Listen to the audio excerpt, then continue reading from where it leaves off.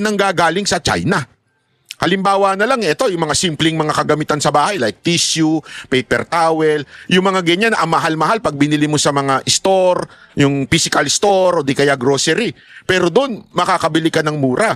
Kasi nga, galing po China, galing po ko sa kanila yan. At pagka, akala ko nga nung una, kasi siyempre, di ba, meron tayong connotation na, galing China yan, hindi maganda ang quality niyan. Baka noon. Pero ngayon, hindi ho. Sa katunayan, siguro sa mga ginagamit kong pambahay, talaga naman napakarami galing sa China at maayos po. Anong ibig ko lamang pong sabihin? Sila ho yung may advantage na pagdating sa ekonomiya. Ibig sabihin, talagang karamihan na ini-import natin doon. Alam mo yun, karamihan kinukuha natin doon at mas mura na Isipin nyo na lang ha. Isipin nyo na lang. Okay? Yung mga produkto ng China, wala sa atin. Lahat ay manggagaling mula sa Europa, mula sa Amerika, sa West. Di ba? Lahat manggagaling doon. Sigurado ko mas marami pang mahihirapan sa atin. Sa sobrang mamahal. Tama, mali. Pero kung iisipin natin, ang dami nating nai-import mula sa China na mas mura, di hamak. Pero galit na galit tayo. Gusto nating awayin. Again hindi ko po sinasabing wag ipaglaban yun. Dapat nating ipaglaban dyan sa WPS. Hindi yan ang sinasabi ko. Ang sinasabi lang natin, dapat tignan natin ng mas malawak ang mga maaaring consequence pag tayo ay nakipag-away sa China. At ang ganda ng punto ni Senator Marcoleta at ni Senator Robin pagdating po sa issue na yan.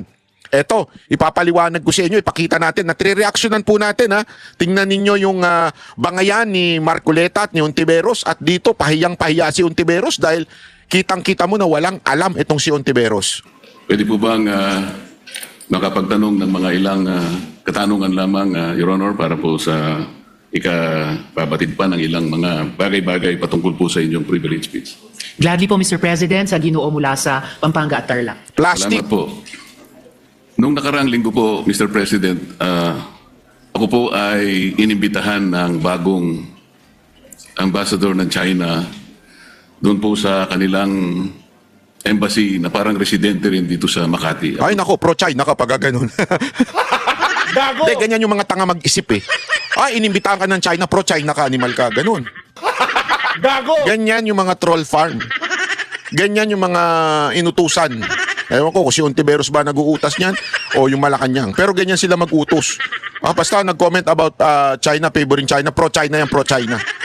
Ako po ay nagpaunlak sapagkat ipinadala po nila yung invitation sa akin.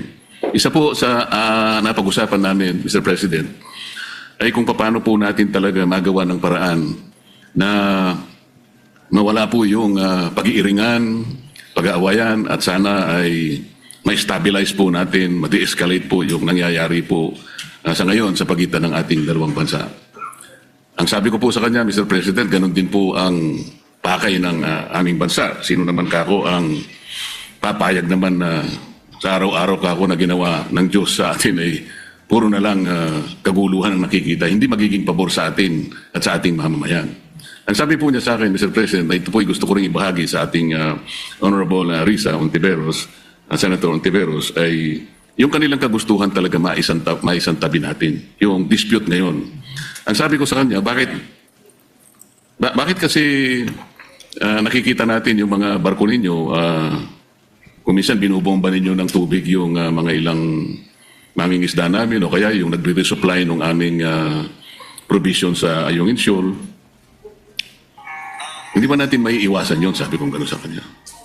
Alam mo, sabi niya, Mr. President, Sino naman yung nagpatugtog nun? Gago! May nagri-ringtone kanta. Ito, at least dito, dinerecho ni Senator Marcoleta yung Chinese ambassador. panahon ng dating Pangulo, ginawa na natin yun. We have a relative peace nung panahon na yun.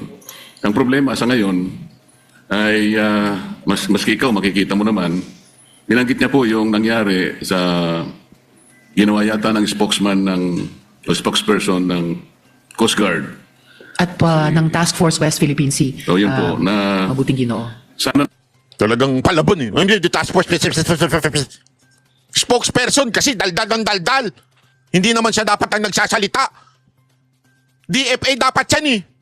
Pero daldal ng daldal yung Tariela na yan, kaya spokesperson ng tawag ni Marcoleta. Naman ay baka iwasan din natin yung ganun sapagkat kung negative naman yung nakikita rin namin, hindi na naman po pwedeng hindi naman kami sumagot sapagkat ang ginawa naman nila ay they depicted our president in a very negative manner. Tatlong cartoons yun na siyempre Pangulo namin yun, hindi naman pwedeng hindi namin sansalain o sabihin man lang sa inyong pamahalaan, wag naman ganito. Siguro, ang itatanong ko po sa inyo, Your Honor, si Ginoong Tariela po ba ang ating opisyal na tagapagsalita kung pag-uusapan ay ang relasyon ng ating bansa sa ibang mga bansa, particular na yung China?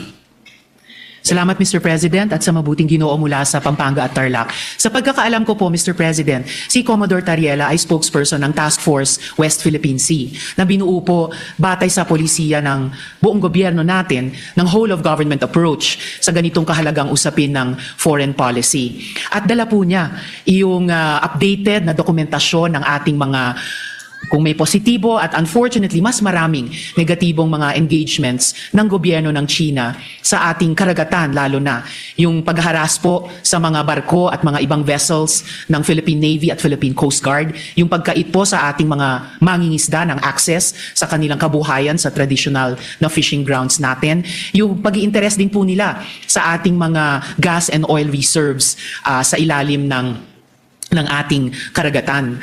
At sa lahat po so far ng nasaksihan ko pong mga pananalita ni Commodore Tariela, batid ko po ang kanilang taguyod talaga sa pambansang interes ng ating bansa. Partikular dun sa incident na tinanong ng good gentleman mula sa Pampanga at Tarlac, nagsasalita si Commodore Tariela sa isang forum, sa isa sa mga kolehiyo sa ating mga pamantasan, at ipinakita niya kung paano kumikilos ang gobyerno ng China led by the Chinese Communist Party at kanilang kasalukuyang presidente. Hindi yan ang tinatanong. Yung problema sa inyo, hindi yan ang sinasabi ni Senator Marcoleta. That is not the point. Tama naman. Ituro kung papaano ang ginagawa ng China sa atin. Okay, walang problema dyan. Hindi yan ang sinisita ni Marcoleta. At, ewan ko sa'yo.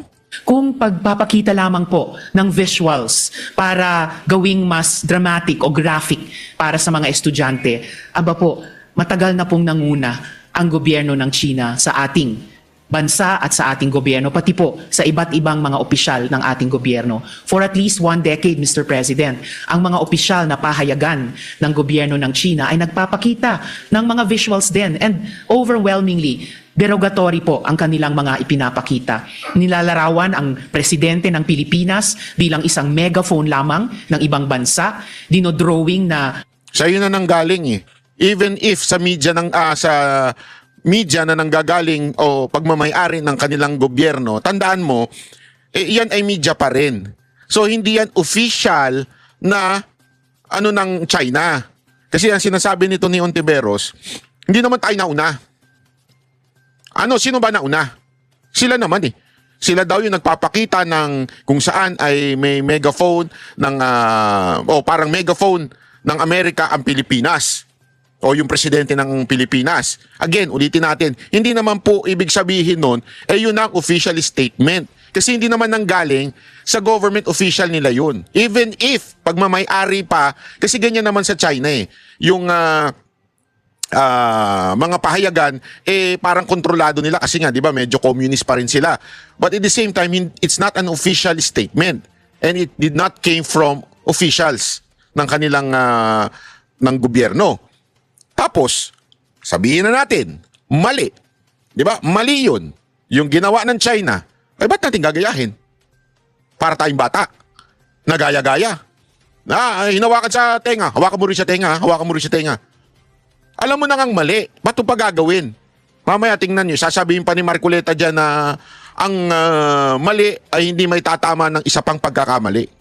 Parang marionettes lang ang ating bansa at ating mga Navy at Coast Guard vessels ng interes ng iba pang dayuhang bansa. Wala pong ipinapakitang respeto at tahasang pambabastos sa ating gobyerno. So, dun sa itinaing ni Ambassador sa good gentleman mula sa Pampanga at Tarlac, di hamak na mas maraming dapat iwasto sa kanilang pakikitungo sa atin, hindi lamang sa karagatan dun sa maraming insidenteng nabanggit na, kundi pati sa paglalarawan, literally and figuratively, sa ating gobyerno at ating bansa kapag nagsusumikap tayong magtahak ng isang independent at interdependent foreign policy, Mr. President.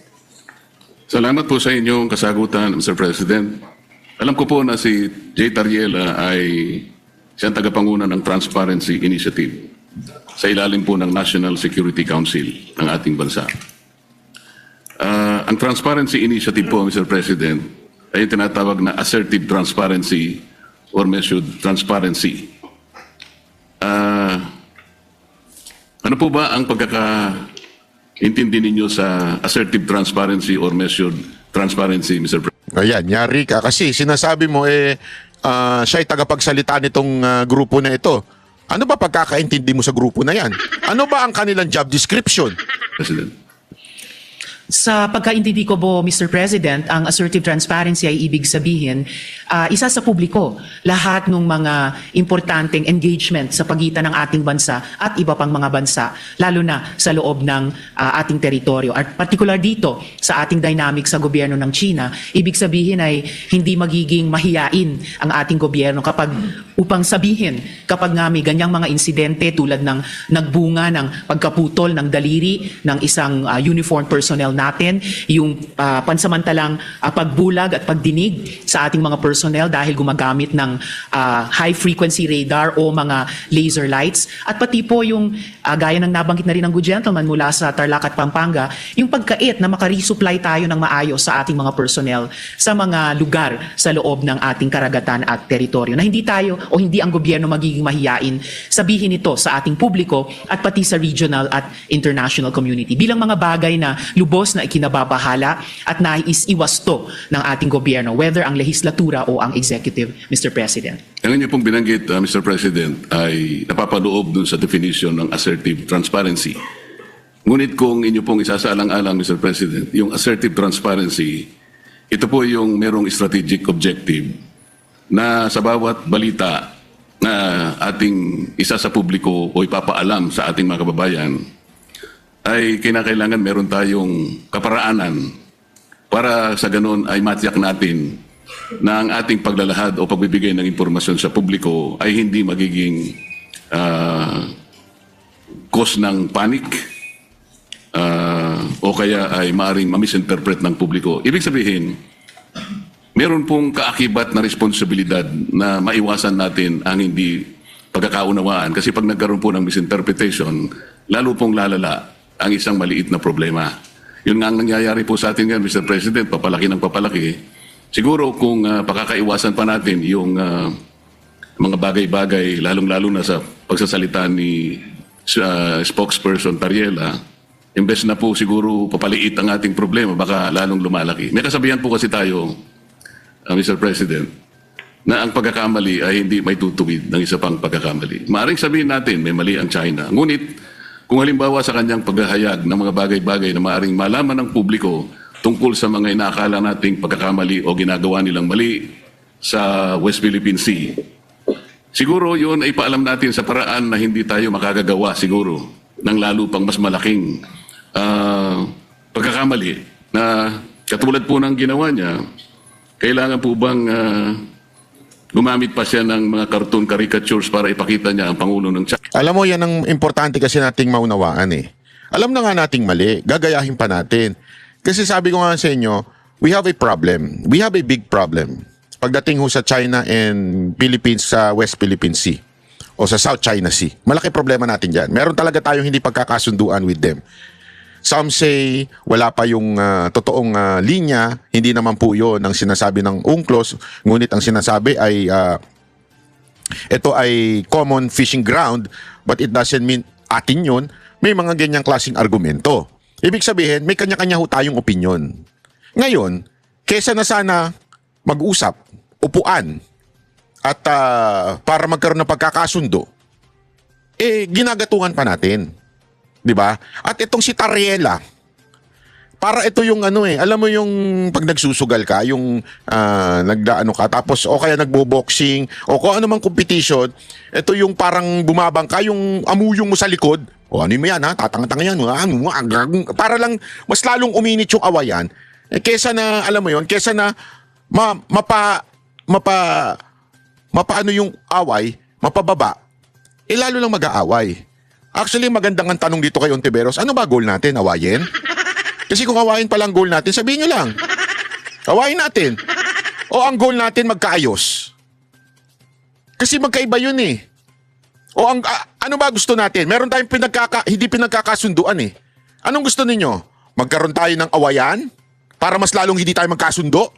O ang gusto ninyo ay upuan natin yan, pag-usapan natin, ayusin natin. Kung ang gusto nating maging end ay magkaroon ng mapayapa at magandang usapan, yung ginawa ni Tariela ay isang katarantaduhan, kabastusan. Kung yun ang gusto natin, ha? Magkaroon ng kapayapaan, magkaroon ng kaayusan.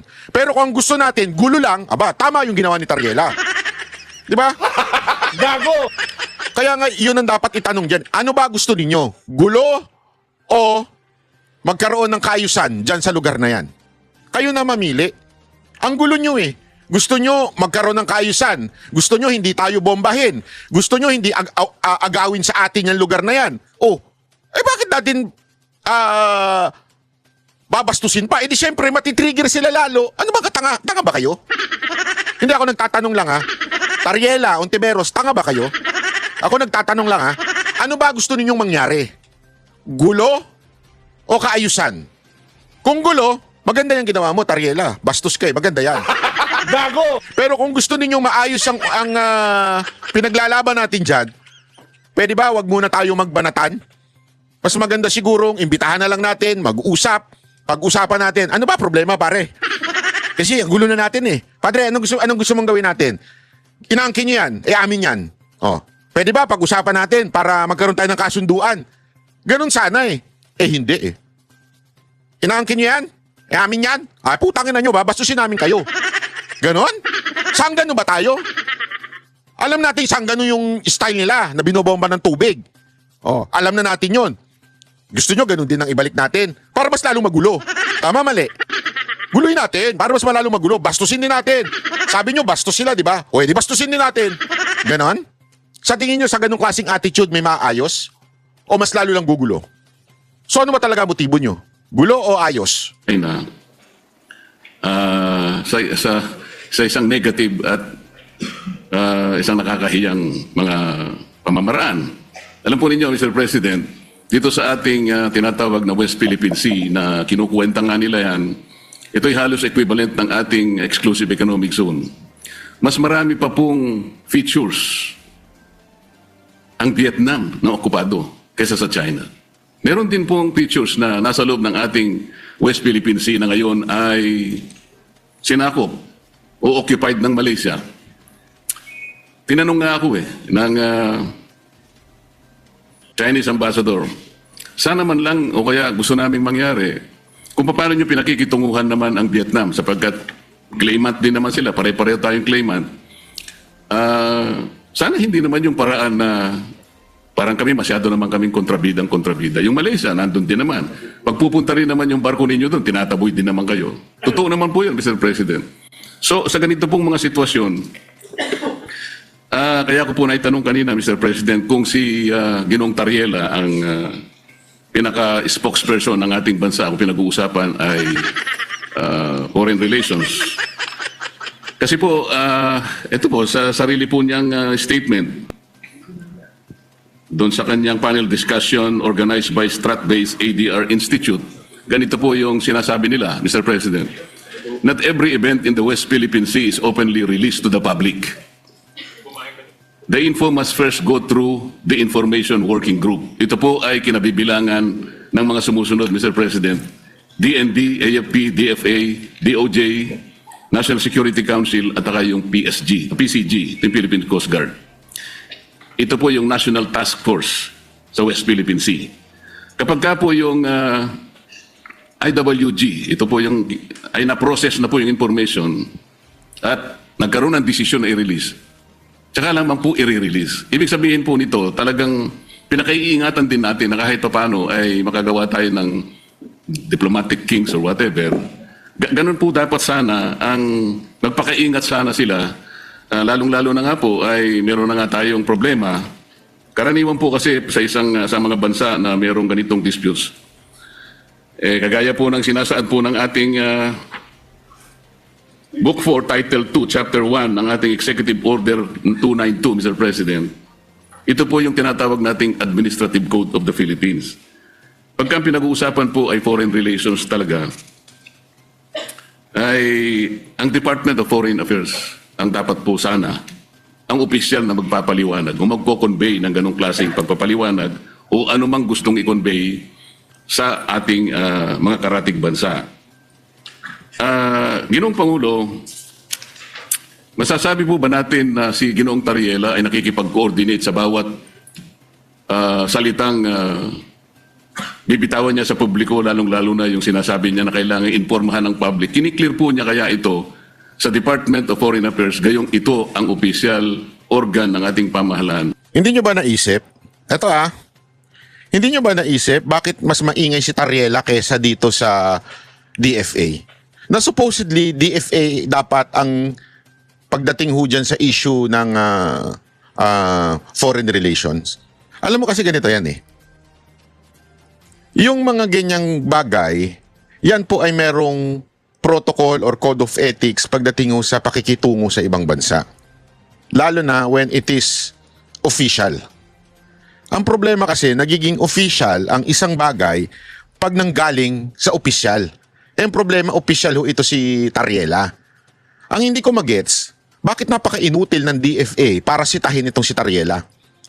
Kasi dapat sila ang nakikipag-ugnayan. Sila lang ang merong mandato ng pakikipag-ugnayan o pagbibigay ng statement pagdating sa ibang bansa. Kaya ka nga yan, Department of Foreign Affairs. Putang, tumalsik pa ilaway ko, animal ka. Dahil sa kawalangyaan nyo. Sorry naman. Intense lang, hayop kayo. Nagigets nyo ibig ko sabihin? Kaya nga tayo may DFA Foreign Affairs. Sila ang merong nakakasakop na departamento ay yung Foreign Affairs. Unless that is really our sentiments, statement, di ba? Okay lang. Sabihin nyo, DFA, si Tariela ang aming spokesperson.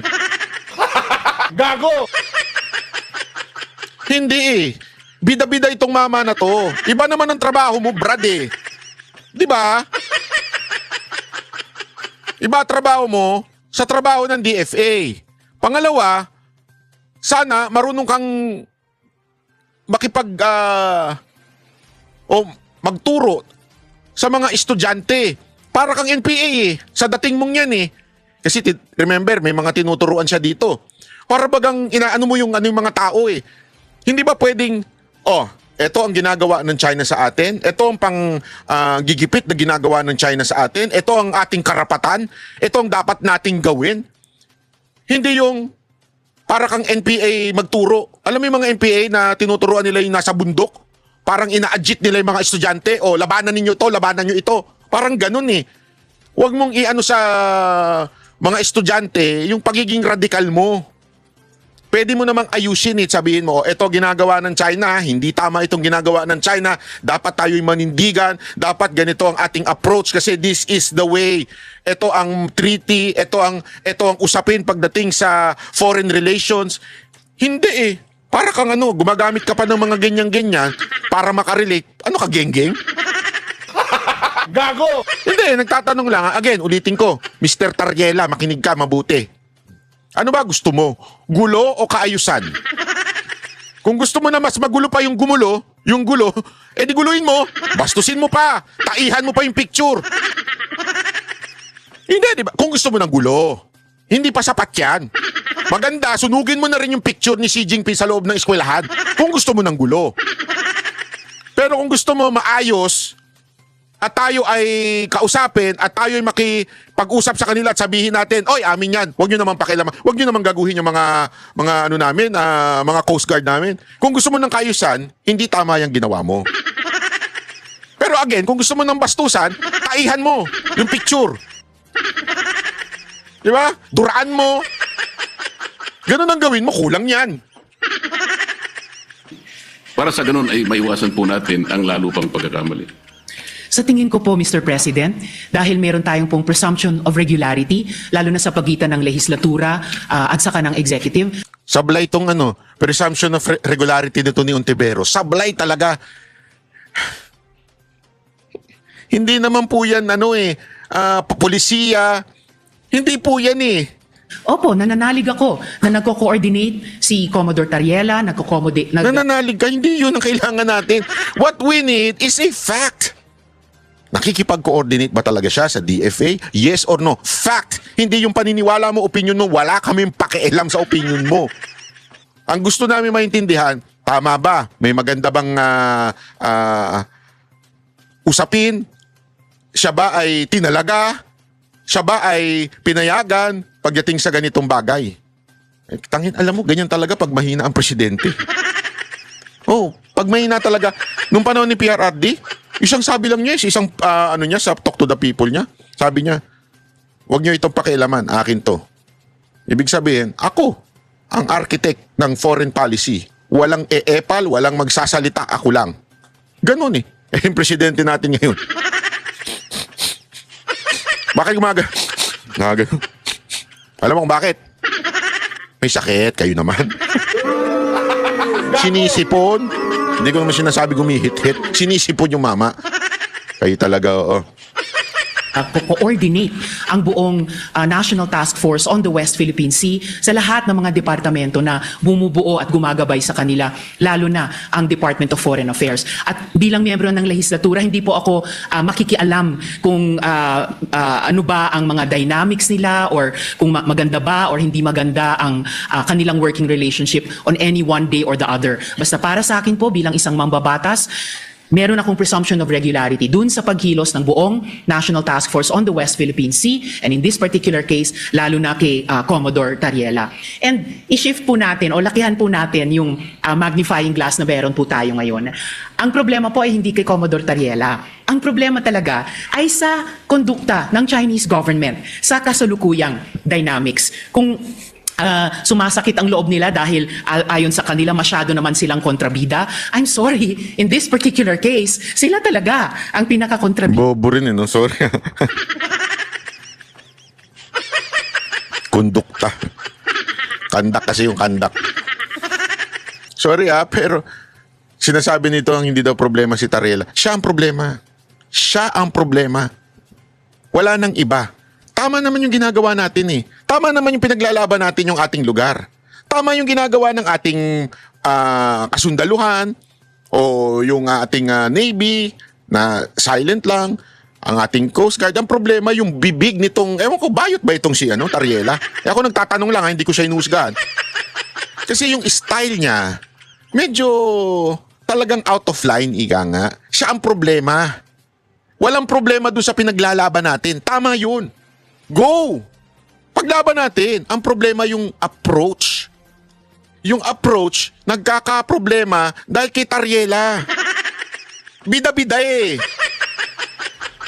Ang dapat umaano niyan, DFA. Ang dapat umaano niyan, hindi po si Tariela. Yan ang sinasabi dito. Kaya mali.